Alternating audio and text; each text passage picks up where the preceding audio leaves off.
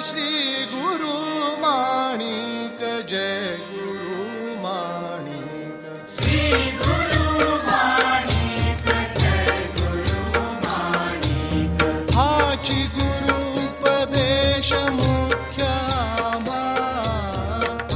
श्री प्रभु सद्गुरुं गुणनिधिं सद्भक्त कल्पद्रुमं मंदानां शरणं शरण्यममलं नाथं त्वनाथाश्रयम् यत्सत्तावशजेन स्थावर भवो देहस्सुचेष्टान्वितः सोयं वो विदधातु वांछित फलम माणिक्य कल्पद्रुमः। इन शब्दों में प्रभु महाराज के चरणों में अनंत कोटि प्रणाम अर्पित करते हुए आप सभी सद्भक्तों को संबोधित करते हुए मुझे अतीव प्रसन्नता की अनुभूति हो रही है।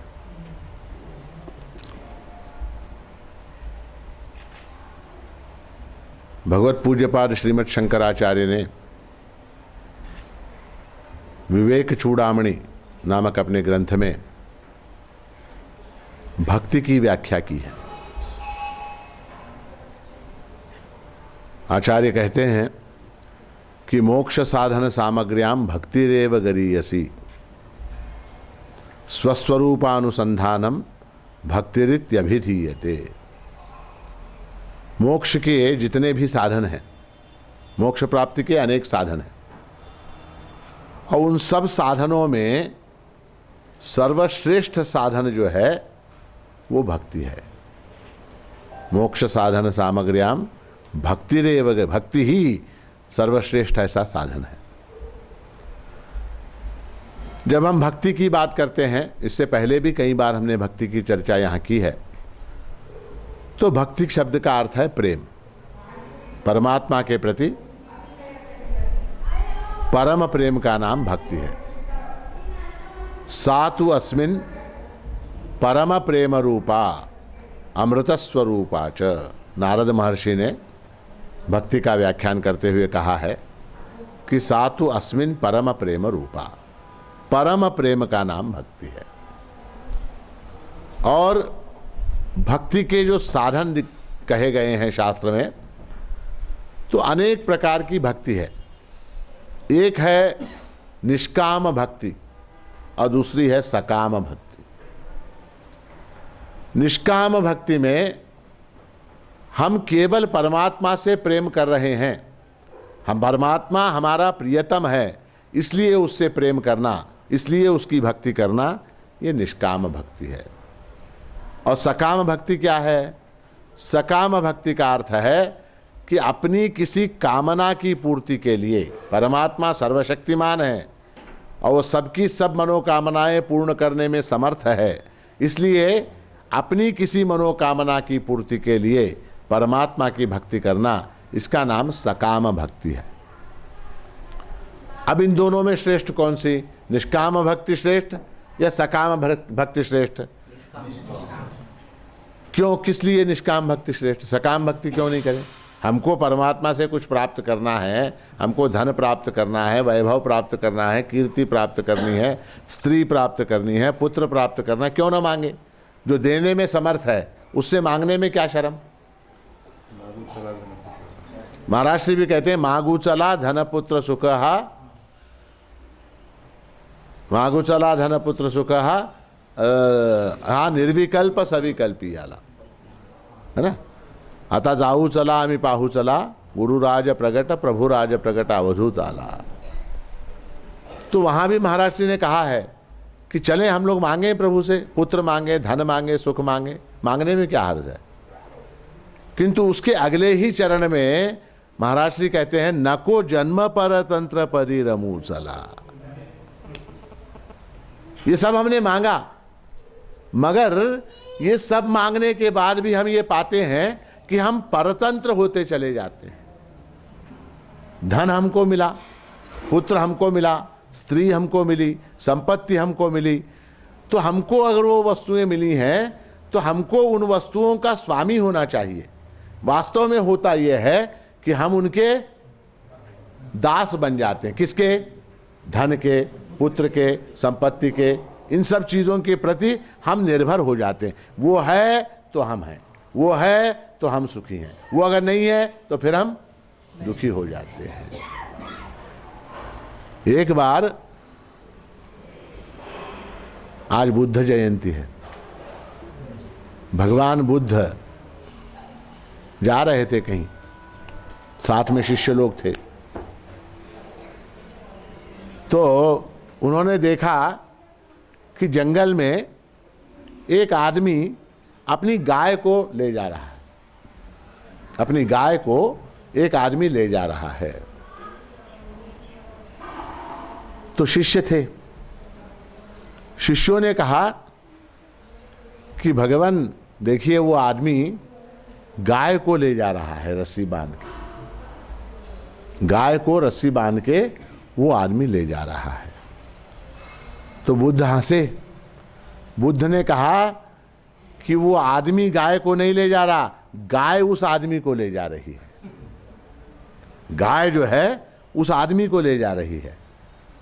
तो उसी तरह से ये जो वस्तुएं हैं, सारी संसार की जितनी भी वस्तुएं हैं, उनसे क्षणिक सुख प्राप्त होता है और उनके बिना हम रह भी नहीं सकते, उनकी आवश्यकता भी हमको है। धन की, स्त्री की, पुत्र की, संपत्ति की, इन सारी चीज़ों की हमको आवश्यकता है, माना। किंतु यदि हम उनके ऊपर निर्भर हो गए, उनके ऊपर हम निर्भर हो गए, तो हमने क्या खोया? हमने अपनी स्वतंत्रता को खो दिया। और एक महत्व की बात यह है कि सुख जो है वो स्वतंत्रता में है, परतंत्रता में सुख नहीं। परतंत्रता में कभी भी सुख नहीं है, स्वतंत्रता में सुख है। आपसे अगर कहा जाए कि सवेरे 3 बजे उठना है, नियम है कि सवेरे 3 बजे उठना है और 3 बजे उठकर 2 मील तक दौड़ना है और उसके बाद 4 बजे ठंडे पानी से नहाना है, ये नियम है। ऐसा अगर नियम आपके ऊपर लागू कर दिया जाए तो आपको सुख होगा क्या दुख होगा? और अगर आपसे ये कहा जाए आप आराम से सो जाओ, जब आपको उठना है उठो, जब मर्जी नहाना है नहाओ, नहाने की इच्छा हो नहाओ, नहीं नहाने की इच्छा हो छोड़ दो, ऐसा अगर कहा जाए तो आप सुखी होंगे क्या दुखी होंगे? सुखी होंगे। तो सुख जो है वो स्वतंत्रता के अंदर है, परतंत्रता में सुख नहीं है। वस्तुओं के ऊपर जब हम निर्भर हो जाते हैं तब क्या आता है? तब परतंत्रता आ जाती है और अंततः हमको उस वस्तु से फिर दुख ही भोगना पड़ता है, दुख ही भोगना पड़ता है। तो इसलिए भक्ति की जब व्याख्या की गई है तब उसके अंदर ये कहा गया है भक्ति शास्त्र में कि वो परम प्रेम है, वहाँ किसी प्रकार की कोई अपेक्षा नहीं है। तो सकाम भक्ति जो है वो एक सीढ़ी है, सकाम भक्ति वो पहली सीढ़ी है, प्राइमरी स्कूल सकाम भक्ति। और उसके बाद फिर क्या? उसके बाद हमको कहाँ बढ़ना है आगे? जब इन वस्तुओं की निस्सारता का ज्ञान हो जाता है, जब इन वस्तुओं के कारण मागु चला धन पुत्र सुख, ये धन पुत्र सुख इत्यादि निस्सार हैं और इनके कारण मैं परतंत्र होता चला जा रहा हूँ, इस बात का जब ज्ञान हो जाता है तब आगे जाके व्यक्ति कहता है नको जन्म परतंत्र परिरमू चला, कोणी मागे गुज मंत्र योग ध्यान ध्यान तंत्र नको जन्म परतंत्र परिरमू चला।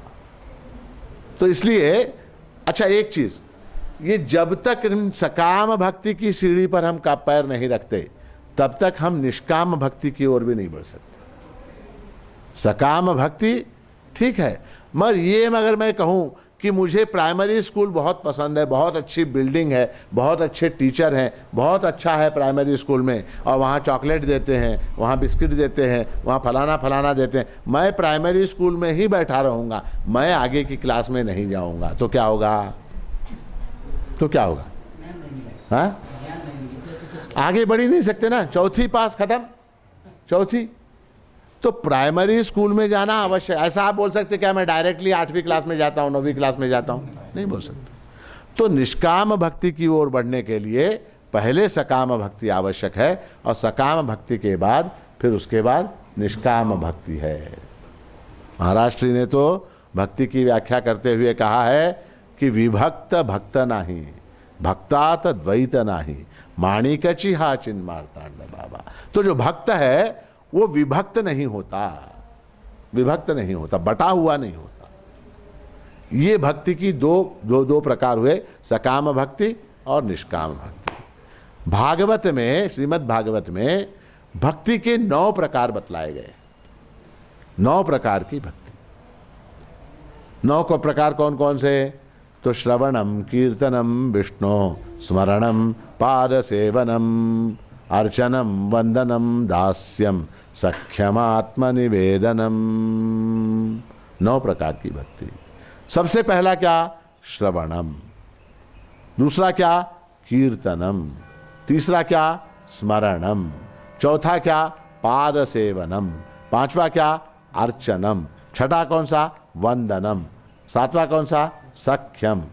नहीं, दास्यम, फिर सख्यम, सख्यम के बाद अंत में आत्मनिवेदनम। ये 9 प्रकार से भक्ति की जा सकती है। तो सबसे पहला उसमें है कि श्रवणम। जिसकी भक्ति आप कर रहे हैं उसके विषय में अगर आपको जानकारी न हो तो आप उसकी भक्ति कर सकते हैं क्या? जिसके विषय में हम जानते नहीं हैं उसकी भक्ति हम कर सकते हैं क्या? नहीं कर सकते। तो जिसकी भक्ति हम कर रहे हैं उसके विषय में अधिकतम जानकारी को हमको प्राप्त करना है। उसका गुण कैसा है, उसका स्वभाव कैसा है, उसकी लीला क्या है, उसका महात्म्य क्या है, उसका स्वरूप क्या है, ये सारी बातों को हमको जानना होगा। और वो जानने के लिए साधन क्या है? सुनना, श्रवण। किससे सुनना? जिसने उसको जाना है। अब मान लीजिए उदाहरण है, कन्या का विवाह है, कन्या का विवाह करना है, ठीक है। अब वो कन्या जो है उसको उस होने वाले पति के बारे में अगर कुछ भी नहीं मालूम, उसका फोटो नहीं देखा, उसका हाइट क्या है नहीं मालूम, उसका चेहरा कैसा है नहीं मालूम, उसकी नौकरी कैसे है नहीं मालूम, उसको प्रॉपर्टी क्या है नहीं मालूम, उसके घर के माँ बाप वो लोग कैसे हैं नहीं मालूम, ये सारी जानकारी अगर उस बच्ची को नहीं होगी तो वो विवाह करेगी क्या? भक्ति एक तरह का विवाह है। भक्ति जो है वो एक तरह का विवाह है। ज्ञान रूप मार्तांड पतिसी मी नवरी नवरी आणि काशी, मी नवरी नवरी आणि काशी, महाराष्ट्र कहते हैं। तो वो लड़की का विवाह होगा क्या? ऐसी परिस्थिति में नहीं होगा। तो उसको क्या करना होगा? उसको उस होने वाले पति का जो गुण है, स्वभाव है, रूप है, ऐश्वर्य है, संपत्ति है, इन सारी चीजों के बारे में सुनना होगा। किससे सुनना होगा? जो उसे जानता है, जो उसे जानता है उससे सुनना होगा। और सुनने के बाद क्या होगा?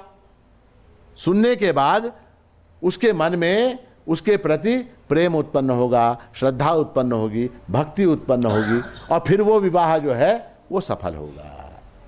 तो इसलिए सबसे पहली चीज है श्रवण।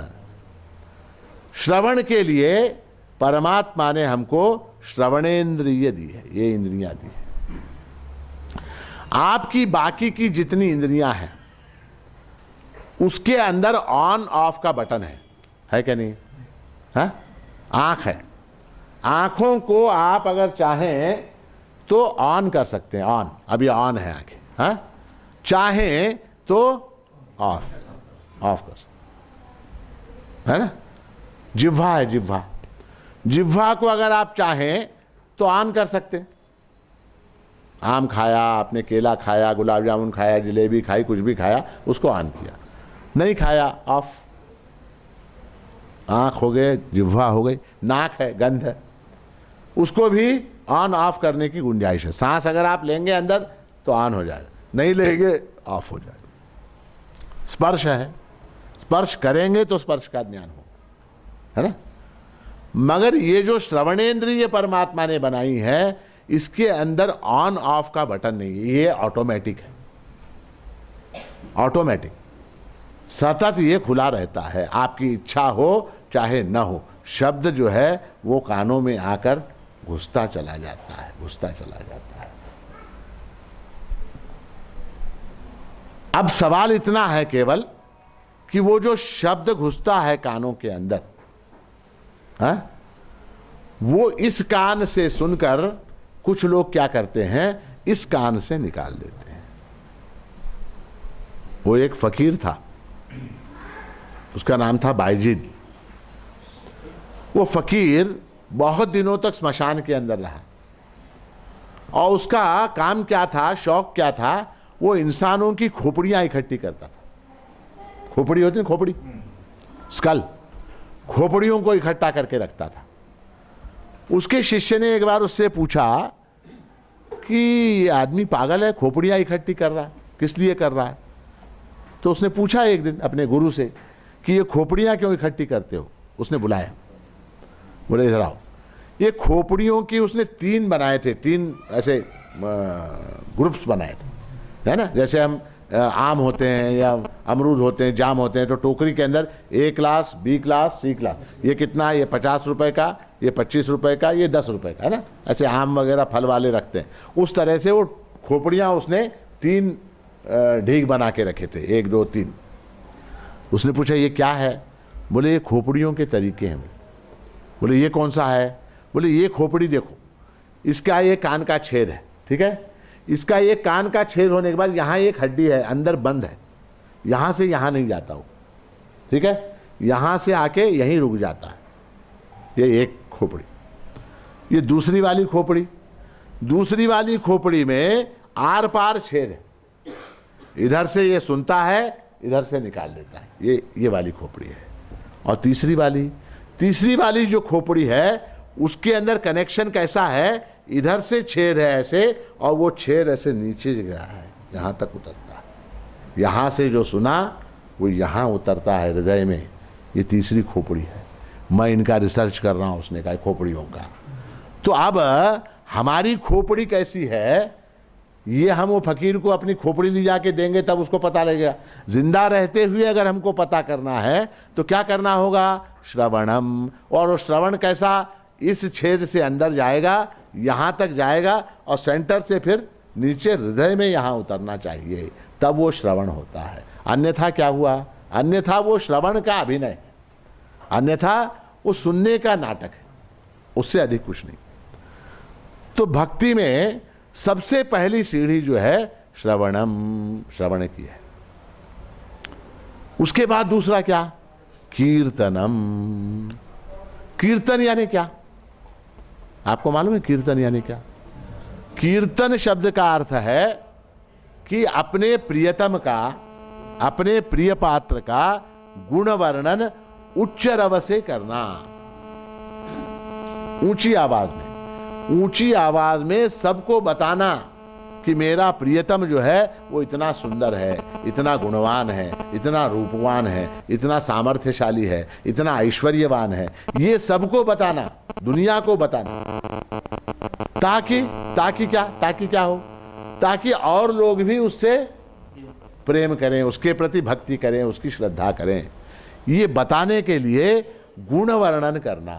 बहुत से लोग क्या होता है कि मन में ही प्रेम रख लेते हैं। अब प्रभु महाराज हैं, प्रभु के प्रति हमारे आपके सबके मन में अत्यंत निष्ठा है, अत्यंत प्रेम है।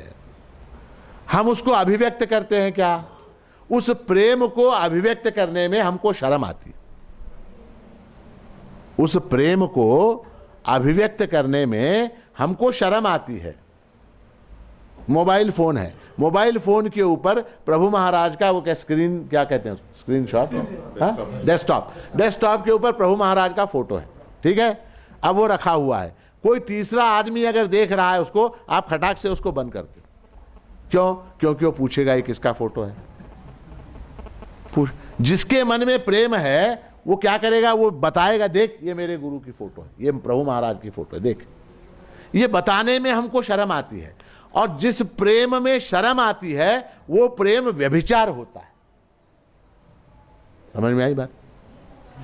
हाँ, मान लीजिए एक लड़का है, एक लड़की है, दोनों अगर प्रेम कर रहे हैं और छिपके कर रहे हैं तो वो क्या हुआ? वो व्यभिचार हुआ, वो प्रेम नहीं हुआ। जो प्रेम होता है वो खुल्लम खुल्ला होता है। जो प्रेम होता है वो खुल्लम खुल्ला होता है, व्यभिचार नहीं होता, छुप छुप के नहीं होता। जो छुप के होता है उसको व्यभिचार कहते हैं। तो श्रवण करने के बाद अपना जो प्रियतम है, अपना जो प्रभु है, अपना जो परमात्मा है, उसका गुण, उसका ऐश्वर्य, उसकी कीर्ति, उसकी महिमा, उसका महात्म्य, इसका उच्च रव से उद्घोष करना, ये भक्ति की दूसरी सीढ़ी है। इसको क्या कहते हैं? कीर्तनम। इसको कीर्तन कहते हैं। चाहे वो आप गा के करें, चाहे बोल के करें, परस्पर चर्चा से करें और किसी माध्यम से करें, वो सब कीर्तन के अंदर आता है। श्रवणम कीर्तनम विष्णु स्मरणम। और जिससे हम प्रेम करते हैं, जिससे हम प्रेम करते हैं, उसका सतत स्मरण होता है, उसका सतत स्मरण होता है, चाहते हुए भी न चाहते हुए भी होता है। जैसे एक माँ है, उस माँ का अपने बच्चे के ऊपर बहुत प्रेम है, माँ का अपने बच्चे के ऊपर बहुत अत्यधिक प्रेम है। तो वो चाहे कुछ भी करे काम, घर में खाना बनाए, कपड़े धोए, घर में झाड़ू मारे, सफाई करे, कुछ भी करे, उसका ध्यान कहाँ बना रहता है? अपने बच्चे के ऊपर बना रहता है। आप देखिए, जिस घर में बहुत ज़्यादा लोग होते हैं, जॉइंट फैमिली में वगैरह अक्सर दिखाई देता है, ज़्यादा लोग होते हैं, वहाँ पर आप लोग देखिए कि कई महिलाएं होती, कई बच्चे होते हैं। अब उनमें से अगर एक बच्चा रोए, कोई रोने लग जाए बच्चा, तो इतने बच्चों में भी उसकी माँ खटाक से पहचान लेती, मेरा बच्चा रो रहा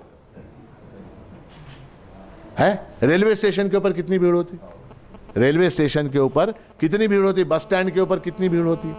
उस भीड़ में भी अगर बच्चा रोने लग जाए तो दूसरी जो है स्त्री, जिसका वो बच्चा नहीं है, उसको कुछ नहीं होता, उसको कुछ नहीं होता। जो माँ है उस बच्चे की, उसको खटाक से मालूम पड़ता मेरा बच्चा रो रहा है। कैसे मालूम पड़ता? बताइए कैसे मालूम पड़ता?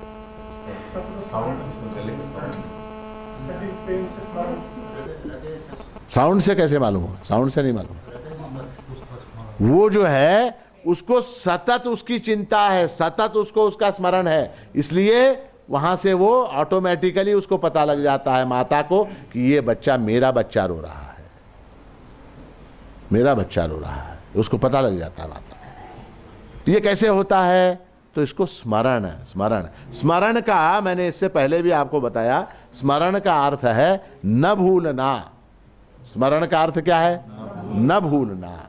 स्मरण का अर्थ याद करना नहीं है, न भूलना है। स्मरण का अर्थ क्या है? न भूलना। परमात्मा को, प्रभु को न भूलना। अच्छा, कब न भूलना? कब नहीं भूले हम? तस्मात् सर्वेषु कालेषु मामनुस्मर युध्य च। सर्वेषु कालेषु, हमेशा, सोते हुए, जागते हुए, स्वप्न देखते हुए, खाते हुए, पीते हुए, चलते हुए, हंसते हुए, रोते हुए, हर समय परमात्मा को याद करना, परमात्मा को याद करना। सुख में, दुख में। सुख में परमात्मा को हम क्या बोल के याद करेंगे बताइए?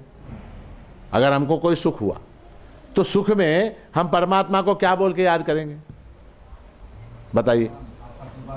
कि परमात्मा की कृपा से मुझको ये सुख प्राप्त हो रहा है ना, इसलिए हम परमात्मा को याद करें। दुख में कैसे याद करेंगे? दुख में कैसे याद करेंगे? क्यों ऐसा परीक्षा कर रहे हैं? दुख में ऐसे याद करते हैं कि इस दुख को अनुभव करने की जो शक्ति मेरे अंदर है। दुख को मुर्दा अनुभव करता है क्या? नहीं करता। हे मुझे मत जलाओ, मुझे मत जलाओ बोलता है क्या? नहीं बोलता, मुर्दा नहीं बोलता। दुख को अनुभव करने की शक्ति मुर्दे के अंदर है क्या? दुख को अनुभव करने की शक्ति मुझे चेतन मनुष्य के अंदर है, और मेरे अंदर जो चेतनता है, उस दुख को अनुभव करने की जो शक्ति मेरे अंदर है, वो शक्ति परमात्मा ने मुझको दी है। कितनी बड़ी कृपा है, कितनी बड़ी कृपा। तो दुख को अनुभव करने की शक्ति दी, इसलिए परमात्मा की कृपा। सुख को अनुभव करने की शक्ति दी, वो भी परमात्मा की कृपा। और सुख दुख दोनों जो हैं वो परमात्मा की कृपा से प्राप्त होते हैं, वो परमात्मा की कृपा से प्राप्त होते हैं। अच्छा, परमात्मा आपको दुख देता है तो आपको उसके ऊपर गुस्सा आता है क्या? नहीं। क्यों नहीं आता? आता है, मुझको तो आता है। प्रभु अगर आपको दुख दे तो आपको गुस्सा आता है कि नहीं आता? ईमानदारी से बोलिए। आता है, आता है, आता है। ईमानदारी से बोलिए। परमात्मा अगर आपको दुख दे तो गुस्सा आता है कि नहीं आता? आता है। ठीक है। अब देखिए, दो चीजें हैं उसके अंदर। एक तो ये भ्रम मन से निकाल दीजिए कि सुख दुख परमात्मा दे रहा है। परमात्मा न सुख देता है न दुख देता है, वो कर्मों का फल देता है। कर्मों का फल देता है। जो हमारे जैसे कर्म है वैसा फल है। वो कानून से बंधा हुआ है। कौन? आप बैंक में गए, मैनेजर के पास गए, आपके बैलेंस में, आपके अकाउंट में 10,000 रुपए हैं। ठीक है। आप गए उसके पास, मैनेजर के पास गए, बोले एक 25,000 रुपए दे। बोले दे सकता है क्या? दे सकता है क्या? कितने दे सकता है वो? 10,000 भी नहीं दे सकता, 9,000 रुपए दे सकता है। वो केवल 9,000 दे सकता है। क्यों? क्योंकि नियम है, नियम है। बैलेंस जो भी होगा उससे 1,000 कम दे सकता। वो 1,000 बैलेंस रखेगा, आपको 9,000 दे। वो 9,000 उसने दिए, आपके ऊपर उपकार किया क्या? आपके ऊपर कोई, आपको अपने हिसाब का अपने खाते में जो था वो मिला। अपने खाते में जो था। आप बोल सकते क्या बैंक मैनेजर बदमाश है? बोल सकते क्या बैंक का मैनेजर बदमाश है? ऐसा बोल सकते क्या? बोल सकते। तो परमात्मा भी आपको जो भी दे रहा है वो एक बैंक का मैनेजर है बेचारा। वो कर्मों के नियम से बंधा हुआ है। वो बंधा हुआ है स्वयं। अगर उसके हाथ में होता, किसके? परमात्मा के हाथ में, तो वो श्रवण कुमार की हत्या के पाप से अपने बाप को बचा लेता। श्रवण कुमार की हत्या जो हुई, जिसके फलस्वरूप राजा दशरथ को क्या? पुत्र वियोग से मृत्यु, पुत्र वियोग से मृत्यु का शाप मिला। उस पुत्र वियोग से मृत्यु के शाप को आराम से बचा सकते थे। ज्यादा से ज्यादा क्या, मैं I will not go to the forest बोल के बोल दिया तो खत्म हो गई बात। खत्म। क्या कौन क्या कर सकते? कहीं कुछ कर सकती थी क्या? कोई कुछ नहीं कर सकती। मैं नहीं जा रहा जंगल, मेरे मन में नहीं है, मैं राजा बनूंगा कल, मैं नहीं जाता। खत्म हो गई। राजा दशरथ भी जिंदा रहते। हाँ, सीता का अपहरण नहीं होता, जंगल में जाने की आवश्यकता नहीं, कुछ नहीं। ज्यादा से ज्यादा कौन? कई नाराज होती। कितने दिन? 2-3 दिन रोती, 4 दिन रोती, महीना भर रोती, उसके बाद वो भी सीधी हो जाती है ना। सब मामला सुलझ सकता था। कहां पर? राम अगर वनवास न जाते तो रामायण की कहानी ही नहीं बनती, कोई जरूरत ही नहीं थी। कोई आज के जमाने से अगर देखे तो रामचंद्र जी ने बेवकूफी की।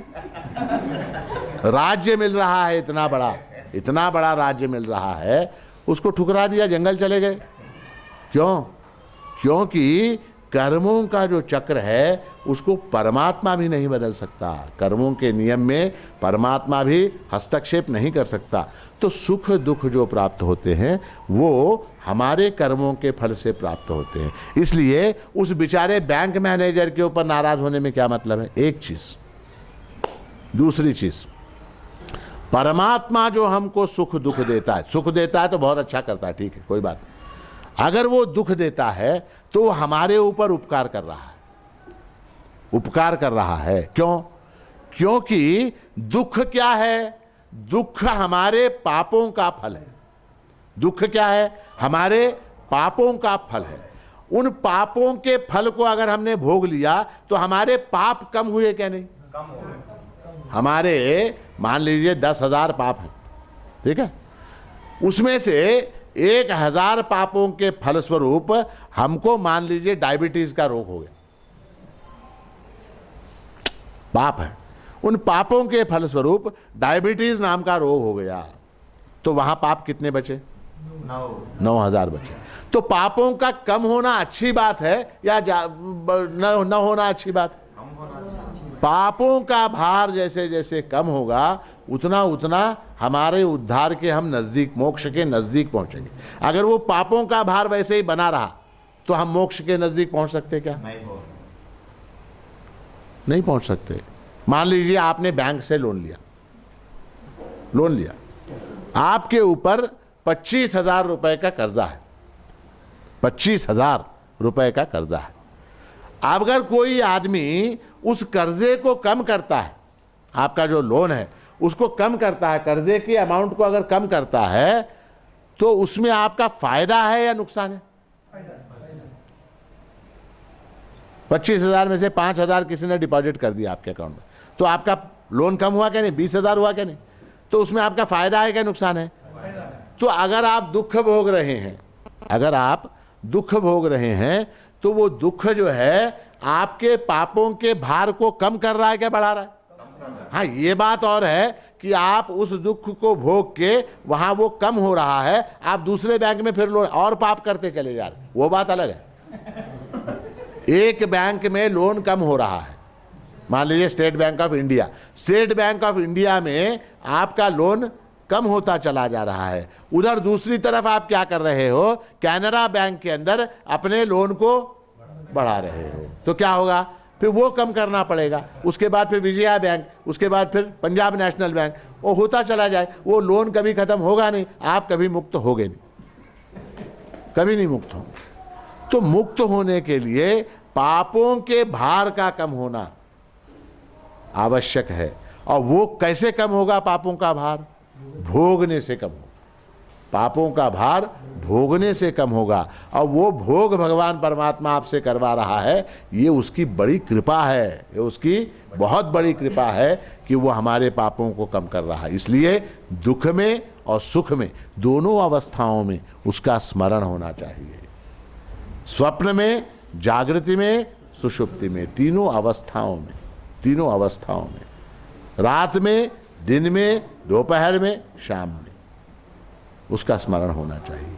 और उसके लिए बहुत हमारे शास्त्रों ने बहुत अच्छी विधि बताई है, बहुत अच्छी विधि ये बताई है कि नियम ये है कि जो वस्तु शुरुआत में होती है और जो वस्तु अंत में होती है, वही वस्तु बीच में भी होती है। नियम है। जैसे बीज है, बीज क्या है? वृक्ष की शुरुआत है, वृक्ष का आरंभ है। वृक्ष का अंत किस में है? बीज में, क्योंकि वृक्ष हुआ, पौधा बना, बड़ा हुआ, फूल पत्ते लगे, फूल लगे, फल लगे, और अंततः लास्ट आइटम क्या है? बीज। फल में से बीज, उस बीज से फिर नया वृक्ष। तो शुरुआत में बीज है, अंत में बीज है, तो बीच में क्या है? बीच में भी वो बीज ही है, अलग रूप में, अलग रूप में, पत्तों के रूप में है, फल के रूप में है, फूल के रूप में है, अलग रूप में वो बीज ही है। इसलिए शुरुआत, दिन की शुरुआत, दिवस की शुरुआत हमको परमात्मा के स्मरण से करनी चाहिए। सुबह उठने के बाद पहला काम क्या? परमात्मा का स्मरण, प्रभु का स्मरण। रात में सोने से पहले आखिरी काम क्या? प्रभु का स्मरण। उससे क्या हो जाएगा? बीच का जो काल है, जागने से लेके सोने तक का बीच का काल, वो ऑटोमेटिकली स्मरण में आ जाएगा, स्मरण में आ जाएगा।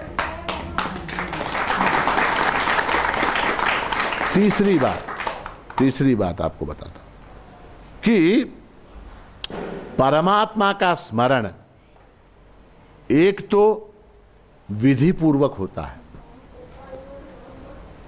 और एक सहज होता है, सहज होता है।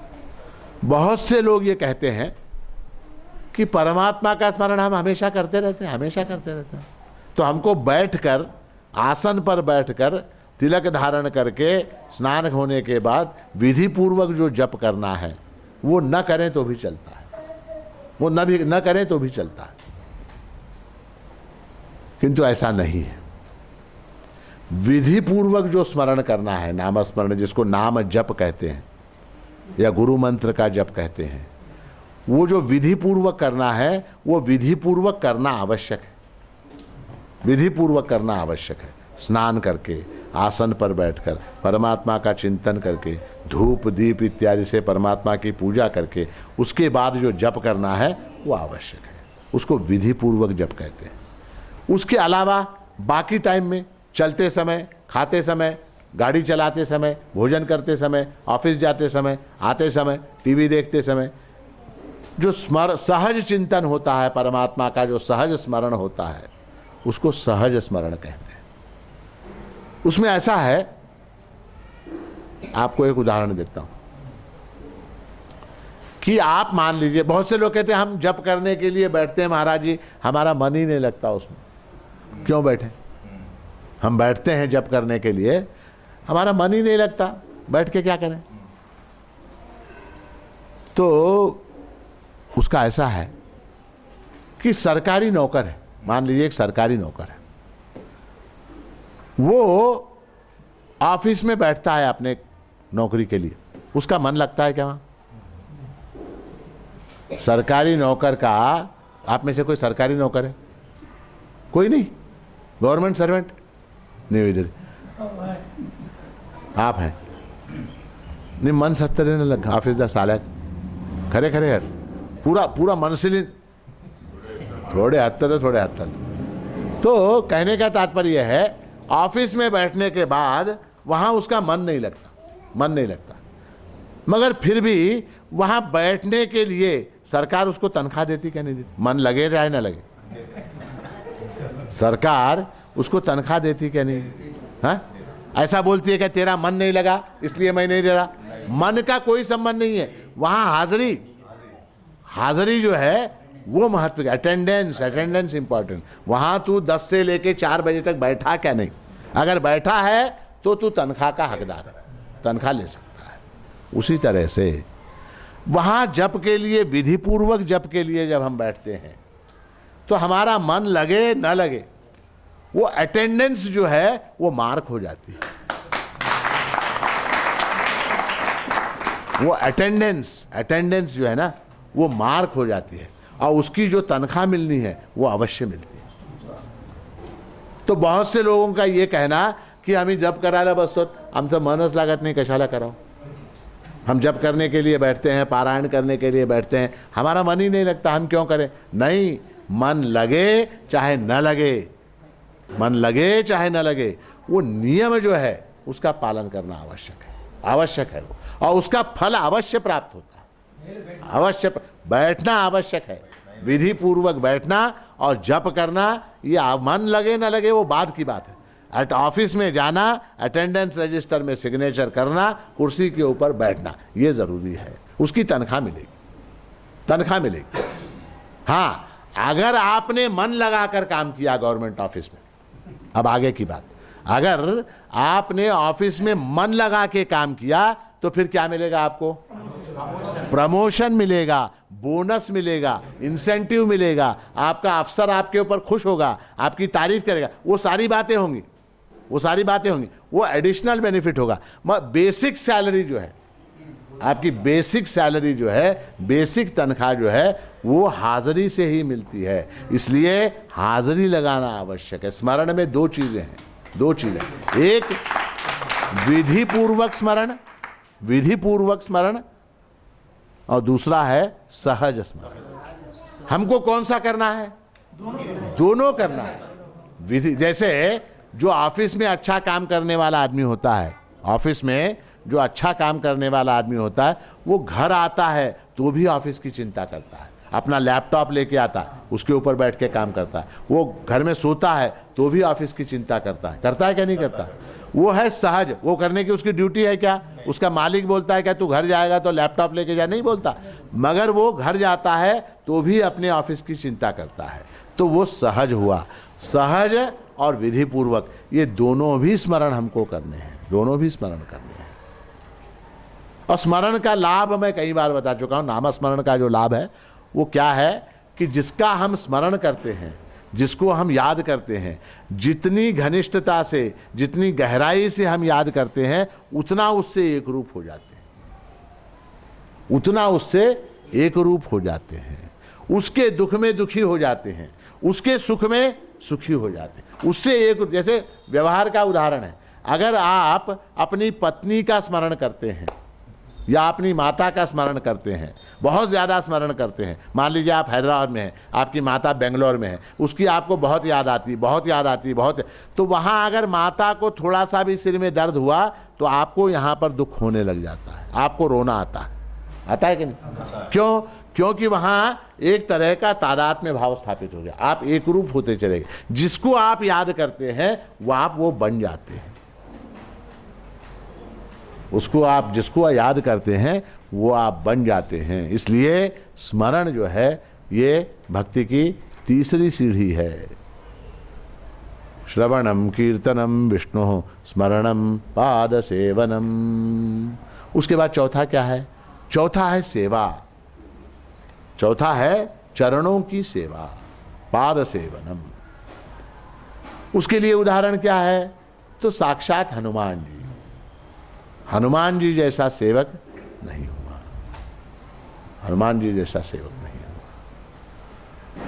कितना उन्होंने किया देखिए, कहां से कहां। सीता का शोध किया, पहली बात समुद्र के ऊपर से कूद के लंका में गए, लंका में जाके अशोक वन में सीता को ढूंढा, ठीक। उसके बाद क्या किया? उसके बाद राक्षसों ने उनको पकड़ा, गिरफ्तार किया, लंका के राजा के रावण के पास ले गए। रावण ने दुम में आग लगा दी, रावण ने दुम में आग लगा दी। आग लगा दी तो इन्होंने क्या किया? वो लेके पूरी लंका जला दी, पूरी लंका नष्ट कर दी। उसके बाद फिर वापस आए, वापस आने के बाद समुद्र के ऊपर सेतु बनवाया, सेतु बनवा के रामचंद्र जी को लंका लेके गए। वहाँ युद्ध हुआ, युद्ध में लक्ष्मण मूर्छित हो गया। फिर द्रोण पर्वत लाना पड़ा, द्रोण पर्वत लाने के बाद फिर आगे क्या करना पड़ा? उसके बाद फिर राम के हाथों से रावण का वध, और वध करवाने के बाद रामचंद्र जी को वापस अयोध्या ले जाके सिंहासन पर स्थापित करना। ये कितनी बड़ी सेवा है, देखिए कितनी बड़ी सेवा। यानी हम लोग जब सेवा करते हैं तो हम लोग टाइम लगाते हैं, 2 बजे से 6 बजे तक, 6 बजे से 4 बजे तक, कुछ भी 8 बजे से 10 बजे तक। वहाँ सेवा में कोई टाइम फ्रेम नहीं है, 24/7 आजीवन, जीवन भर सेवा। हम लोग कहते हैं कुछ काम आता है, हम कहते हैं मैं 8 दिन तक ये काम करूँगा, मैं 10 दिन तक ये काम करूँगा। सेवा में समय का कोई मूल्य नहीं है, आजीवन आजीवन सेवा है।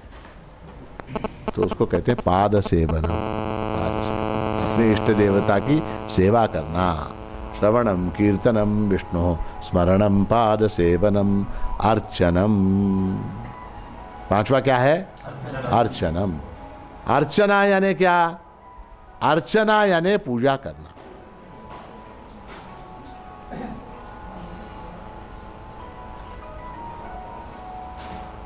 अर्चना यानी पूजा करना।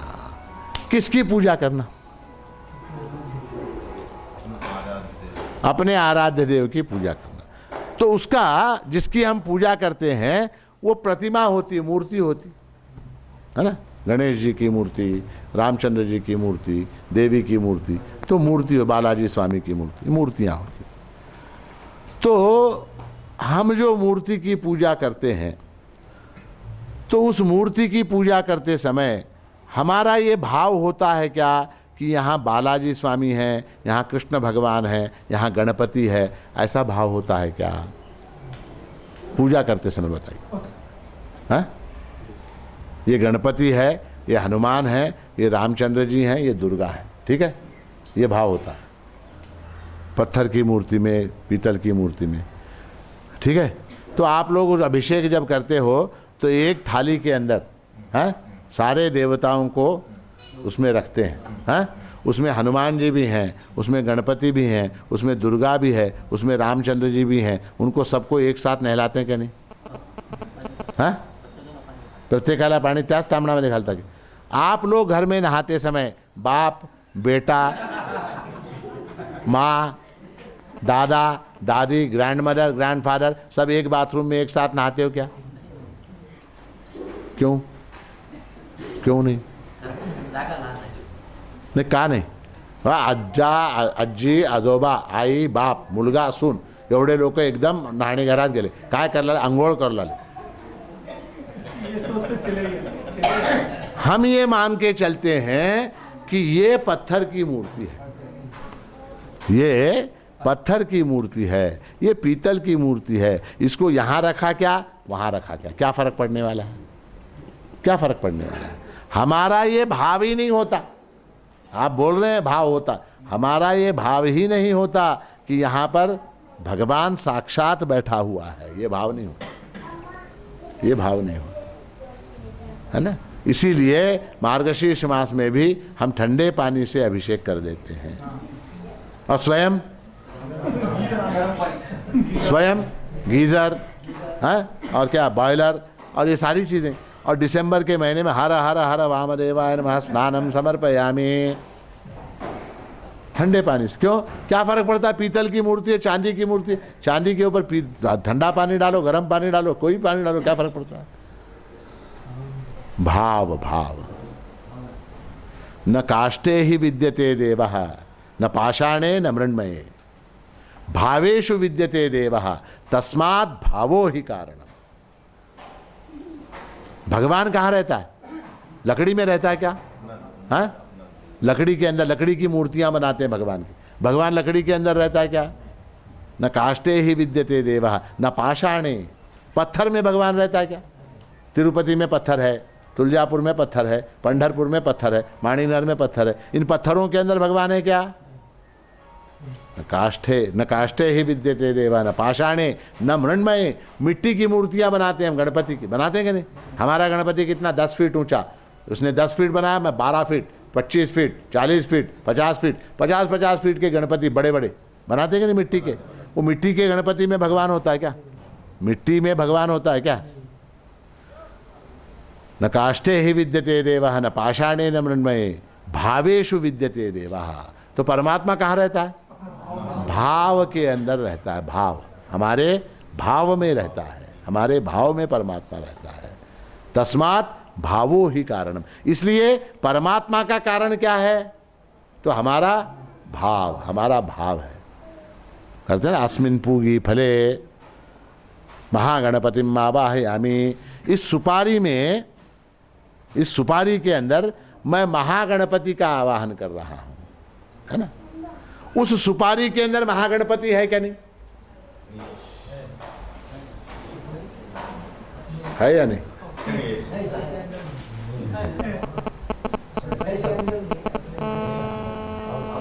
महागणपति जो है वो सुपारी के अंदर भी है, बाहर भी है, आपके अंदर भी है, आपके बाहर भी है, सब तरफ है क्या नहीं। भूल गए आप लोग, इससे पहले भी बताया, वासुदेव सर्वमिति स महात्मा सुदुर्लभ, वासुदेव सर्वमिति। तो सुपारी के अंदर नहीं होगा क्या, सुपारी के अंदर भी है। उस सुपारी में अस्मिन् पूगी फले महागणपतिम आवाहयामि, इस सुपारी के अंदर मैं महागणपति की भावना कर रहा हूं। वो तो है वहां पर, वो है, मगर मेरा भाव भी आ रहा है वहां पर। जब तक वो भाव नहीं आएगा तब तक क्या, फिर सुपारी को लेंगे, अड़कित्ते से काटेंगे, खाएंगे, अड़कित्ते से काट के खा लेंगे। हमारे भाव से भगवान बनता है। तो भगवान को बनाने वाला कौन, बाप बड़ा या बेटा बड़ा, बताइए, बाप बड़ा या बेटा बड़ा, बाप बड़ा या बेटा बड़ा, हाँ बाप बड़ा, बेटा बड़ा। क्योंकि जब तक वो बेटा पैदा नहीं होता तब तक ये बाप ही नहीं बनता। जब तक बेटा नहीं होगा, नहीं सोचिए सीधी बात, जब तक बेटा नहीं होगा वो बाप कैसे बनेगा। मान लीजिए 8:15 पर बेटा हुआ, ठीक है, 8:15 पर अगर बेटा हुआ तो 8:15 1 सेकंड के बाद वो बाप बनता है, जब तक उसको फोन नहीं जाएगा। मान लीजिए बाप है, डिलीवरी कहाँ हुई, हैदराबाद के अंदर, बाप कहाँ है, बंबई के अंदर है, तो यहाँ बेटा हुआ, पहले हो गया कि नहीं बेटा, बेटा होने के बाद मोबाइल से फोन जाएगा, कॉन्ग्रेचुलेशंस बेटा हुआ है, तब वो बोलेगा मैं बाप बना, मैं बाप बना। तो पहले बेटा, उसके बाद बाप। अच्छा, भक्त बड़ा या भगवान बड़ा, आप बताइए। भक्त बड़ा, भक्ताची या धूड़ी भगवंत लोड़े। तो अर्चन के अंदर जो है भाव की प्रमुखता है, भाव मुख्य है। मेरे हृदय में माणिक प्रभु भावाचा भुकेला, आणिक न लगे काय, और किसी चीज की आवश्यकता नहीं। अर्चन में भी दो प्रकार है, अर्चन में भी दो प्रकार है। एक क्या, एक कौन सा, मानसोपचार पूजा है ना, मानस पूजा ना, हैमं रत्नयुतम हिचासनमिदं स्नानन्तु गंगा जलैर् वस्त्रं पट्टदुकूल स्वर्ण सहितं कस्तूरिका चंदनम कंजम केतकी पारिजात सहितं पुष्पं च सौगंधिकं धूपम दीपमिदं ग्रहाण रचितं चित्तेन भो माणिक। ये सारी चीजें मैंने अपने मन में बना ली। कौन सा, गंगा जल बनाया, रेशम के वस्त्र बनाए, गंध बनाया, धूप बनाया, दीप बनाया, ये सारी चीजें मैंने अर्पित की। कैसे, मन के द्वारा, मन के द्वारा, हाँ? परिकल्पयामी, ये सारी चीजों को मैंने अपने मन के द्वारा। छत्रं स्वर्णयुतं च चामरमिदं चादर्शनम सोज्वलम, सोने का छत्र बनाया मैंने, सोने का छत्र बना के अर्पित किया। सोने का छत्र लाएंगे बाजार में से, कितने करोड़ रुपए का बनेगा। मन से मैंने सोने का छत्र बनाया और वो तुमको अर्पित किया। चादर्शनम सोज्वलम वीणा शंख मृदंग भेरी सहितम नृत्यम च गीतम, तुम्हारी सेवा के लिए वीणा बजवाई, शंख बजवाया, मृदंग बजवाया, भेरी बजवाई, नृत्य करवाया, गीत करवाया, ये सारा कुछ तुम्हारी सेवा के लिए मैंने किया। तो एक है मानस पूजा और दूसरा है प्रत्यक्ष पूजा, दूसरा है प्रत्यक्ष पूजा। तो महाराज जी, मानस पूजा इतनी आसान है, मानस पूजा मन से ही कल्पना करना है कि मैंने नैवेद्य अर्पित कर दिया, मैंने अभिषेक कर दिया, मैंने पुष्प अर्पित कर दिए, ये सब मन से ही करना इतना आसान है। तो प्रत्यक्ष पूजा की क्या आवश्यकता है। वहां भी फिर मानस पूजा ये दिन में कई बार आप कर सकते हैं। गाड़ी चलाते हुए छत्रं स्वर्णयुतं च चामरमिदं चादर्शनम सोज्वल, वहां मानस पूजा वहां चल सकती है। वह प्रत्यक्ष पूजा को छोड़ा नहीं जा सकता, प्रत्यक्ष पूजा को छोड़ा नहीं जा सकता। चूंकि मैं मानस पूजा कर रहा हूं इसलिए मैं प्रत्यक्ष पूजा को छोड़ दूंगा, नहीं। प्रत्यक्ष पूजा ये कर्तव्य है, ये करना ही है, देव यज्ञ में आता है, वो तो करना ही है प्रत्यक्ष पूजा। और उसके साथ साथ जब भी समय मिले तब आप प्रभु की पूजा कर सकते हैं। ऑफिस में बैठे हुए हैं, आत्मा त्वं गुरु माणिक प्रभु अर प्राणास्व में सेवका पूजा वै विषयोपभोग रचना देहश्च गेहम तव संचारस्तु प्रदक्षिणास्तव हो सोत्रम मया भाषितम यद्यत् कर्म करोमि तत्तदखिलम आराधनन्ते प्रभो। वहाँ कर सकते हैं आप ऑफिस में बैठे बैठे। मगर ये जो प्रत्यक्ष है, नित्य क्रम है, जो रोज सुबह करना है, वो तो करना अनिवार्य है, वो करना अनिवार्य। वहाँ भी भाव के साथ करेंगे तो बोनस मिलेगा, भाव के साथ नहीं करेंगे अटेंडेंस मार्क हो जाएगी, तनख्वाह तो कम से कम मिलेगी।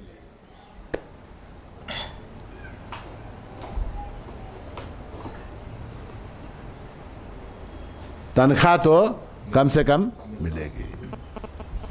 तो वंदन अर्चन जो है वो बहुत महत्व का है, कर्तव्य है। अर्चनम वंदनम दास्यम, उसके बाद वंदन। वंदन यानी क्या, वंदन यानी नमस्कार करना, वंदन यानी नमस्कार करना। मेरे ख्याल से मैं आपको इससे पहले भी बता चुका हूं कि नमस्कार का क्या महत्व है, क्या महात्म्य है, बता चुका हूं। सिर को झुकाने से सिर के अंदर जो काम क्रोध मल मत्सर वगैरह है वो सारा कुछ निकल जाता है, खाली हो जाता है। और उसके बाद जो है उरसा शिरसा दृष्टिया मनसा वचसा तथा पद्भ्याम कराभ्याम जानुभ्याम प्रणामोष्टांगम उच्यते। इस प्रकार से 8 अंगों को, कौन कौन से, सिर, उर सबसे पहला उर, छाती, जिसके अंदर हृदय है, जिसके अंदर मन है।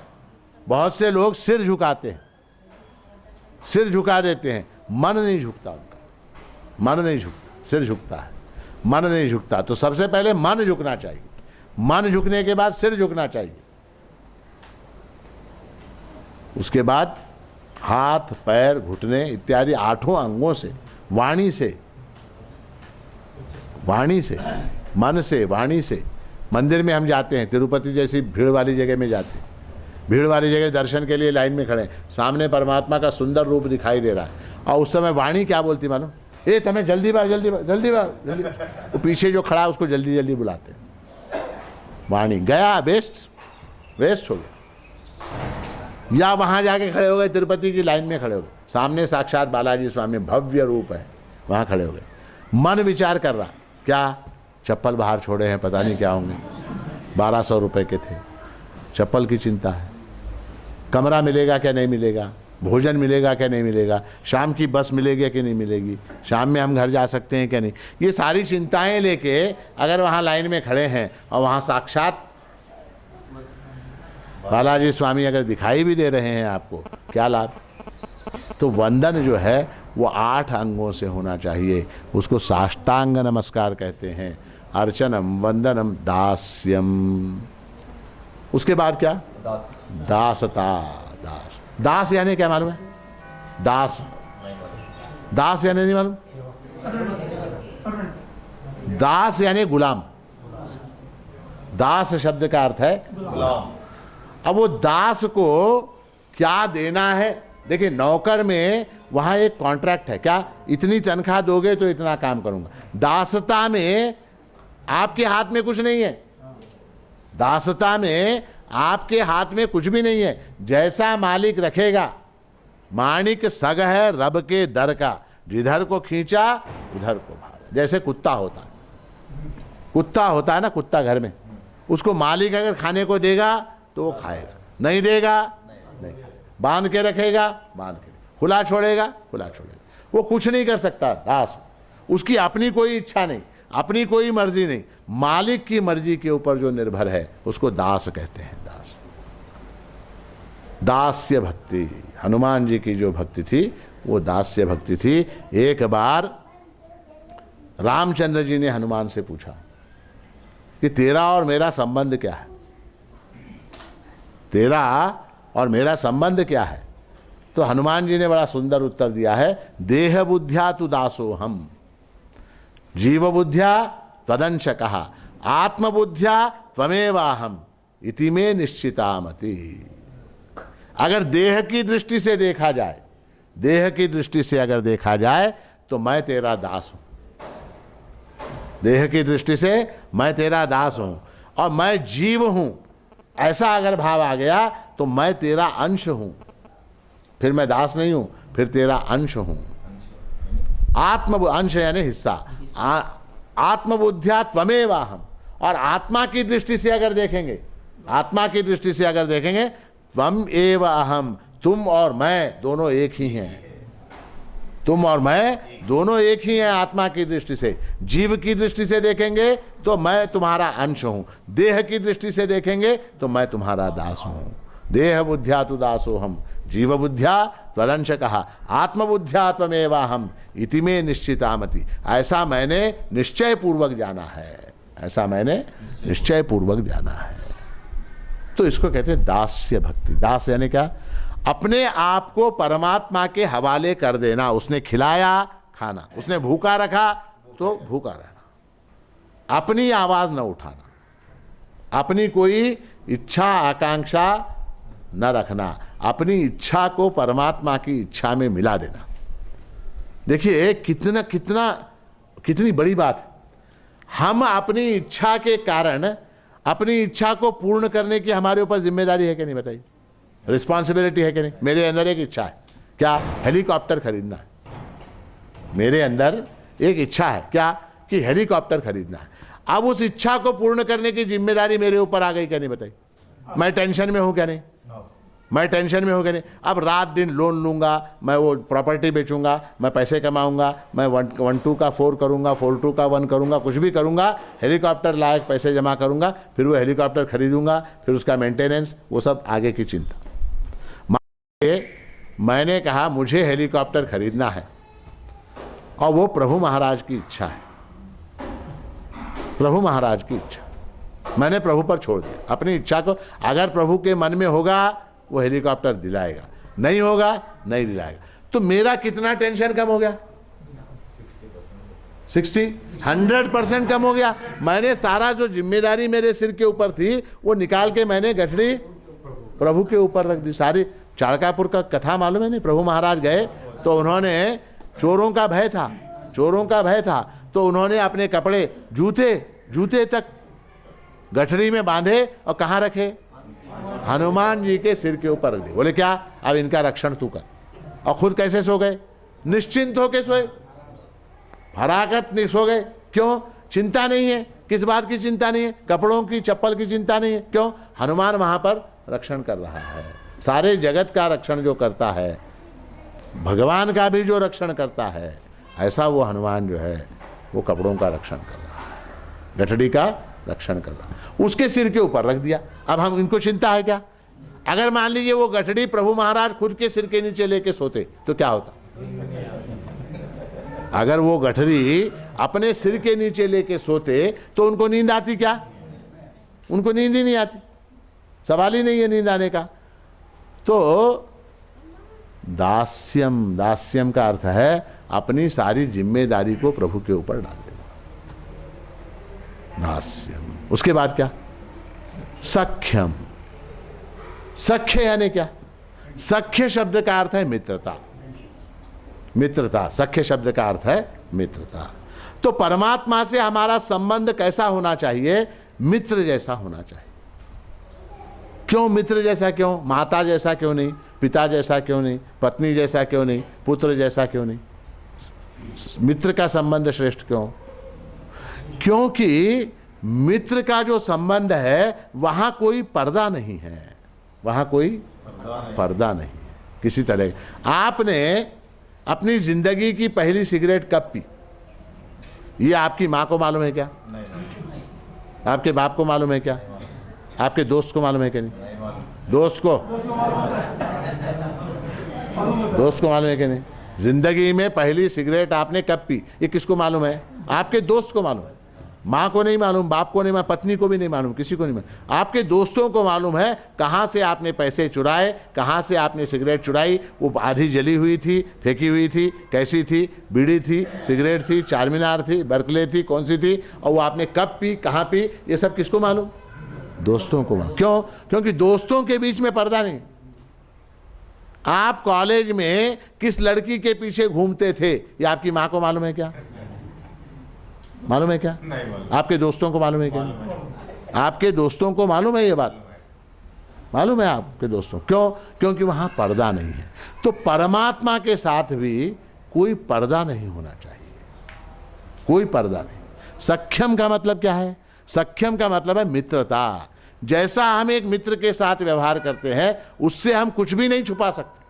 मित्र से हम पत्नी से बहुत कुछ छुपा सकते हैं, पिता से छुपा सकते हैं, बेटे से छुपा सकते हैं, माता से छुपा सकते हैं, और लोगों से चीज़ों को छुपा सकते हैं। मित्रों के साथ हम छुपा छुपी का व्यवहार नहीं कर सकते, वहाँ खुल के बोलना पड़ता है, खुल के चलना पड़ता है, खुल्लम खुल्ला। तो परमात्मा के साथ भी मित्र जैसा व्यवहार होना चाहिए, सख्यम। जैसा अर्जुन का भगवान श्री कृष्ण के साथ था। भगवान स्वयं कहते हैं कि तू मेरा मित्र है। अर्जुन भी कहता है तू मेरा मित्र है।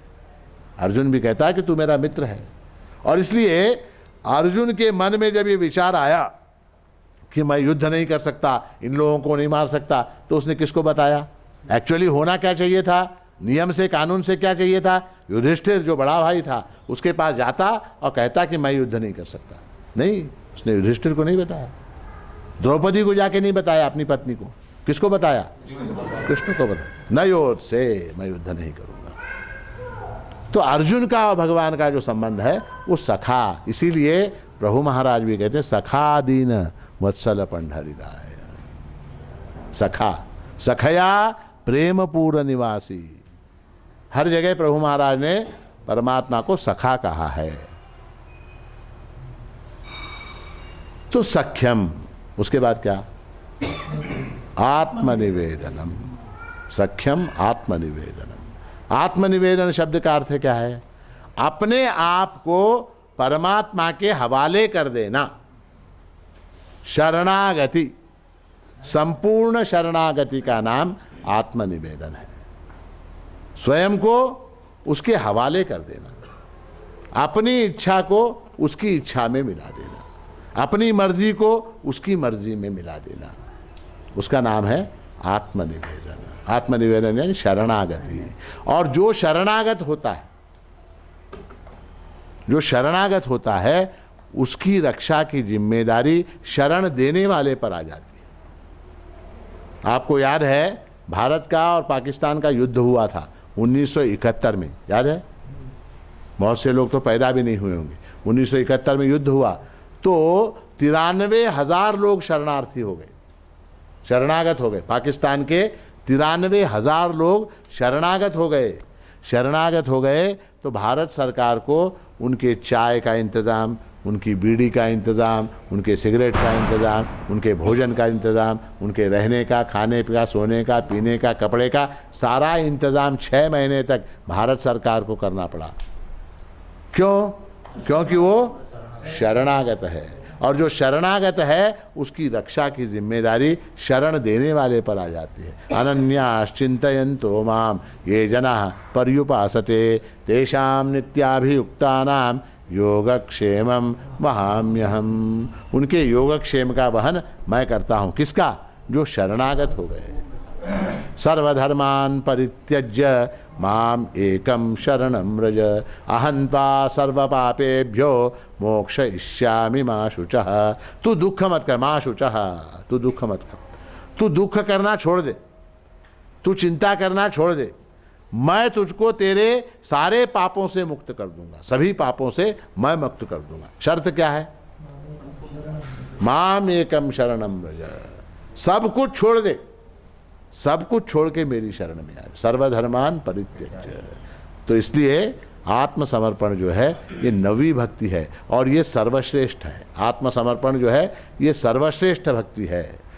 तो इसलिए भक्ति की 9 सीढ़ियां हैं। श्रवणम, कीर्तनम, विष्णु स्मरणम, पादसेवनम, अर्चनम, वंदनम, दास्यम, सख्यम, आत्मनिवेदनम। इनमें से किसी भी रास्ते से आप जा सकते हैं। श्रवण के रास्ते से, कीर्तन के रास्ते से, पाद सेवन के रास्ते से, अर्चन के रास्ते से, वंदन के रास्ते से, सख्य के रास्ते से, दास्य के रास्ते से, आत्मनिवेदन के रास्ते से परमात्मा आपको अवश्य प्राप्त होगा।